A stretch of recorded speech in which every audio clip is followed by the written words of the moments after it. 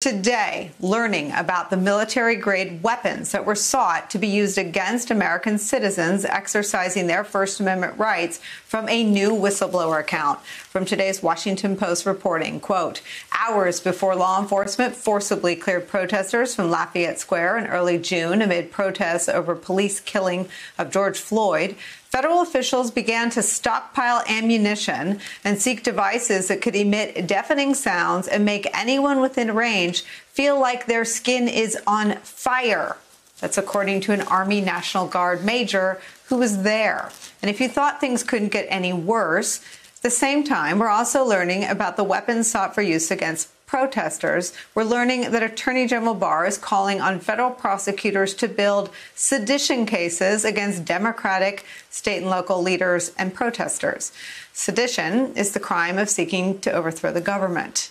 Barr reportedly sought to build a case against Portland officials. From the New York Times reporting on that story, quote, Attorney General Barr told federal prosecutors in a call last week that they should consider charging rioters and others who had concocted violent crimes at protests in recent months with sedition, according to two people familiar with the call. Joining our conversation in the nick of time, former FBI General Counsel Andrew Weissmann, plus former senior FBI official Chuck Rosenberg, and national investigative reporter for the Washington Post, Carol Leonnig.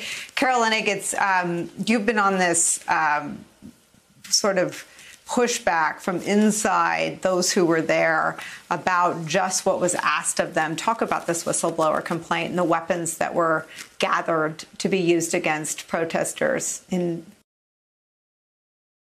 The Post had been writing about this from the beginning because we had reporters on the ground who said tear gas was tossed at us, protesters were peaceful, rubber bullets seemed to be coming our way, and we never heard a warning. Now, of course, Bill Barr, the Attorney General, and numerous people who were officials in the Trump administration said that our reporting was inaccurate.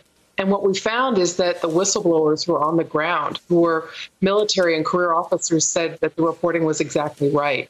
And now we have a new detail reported today in the Washington Post by my colleague Marissa Lang from similar sources, basically finding that the government was, and I should say, when I say the government, the highest levels of the Defense Department and National Guard were on the prowl for weapons of war to use against protesters.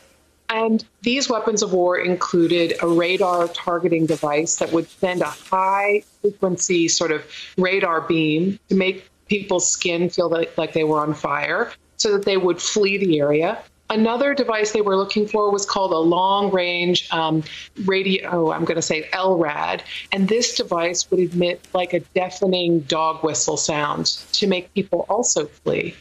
The next thing that was happening, Nicole, is 7,000 rounds of body armor piercing ammunition was being collected and stored at the DC Armory. Yes, which, by the way, several of these.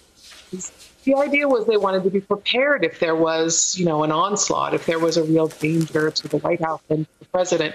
You might remember that the Friday before things got so ugly in Lafayette Square, that first night of Floyd protests, people had jumped over the bike rack that was temporarily established as the perimeter and the fencing around the White House. And that really freaked out the Secret Service. And they rushed the president, even though he denied it, they rushed the president to an underground bunker. They weren't prepared if there had been a group of people really jumping over the fence all at once. But that doesn't mean we're going to shoot them with body armor piercing bullets. So anyway, all of those things were stored and being positioned for some sort of war with protesters. And many of these devices had been rejected in war as questionable. And one of them was rejected by Kirstjen Nielsen when she was urged to use this radar device against immigrants coming towards the border. She said that she had really grave concerns about whether or not it was humanitarian. Hey there, I'm Chris Hayes from MSNBC. Thanks for watching MSNBC on YouTube. If you want to keep up to date with the videos we're putting out, you can click subscribe just below me or click over on this list to see lots of other great videos.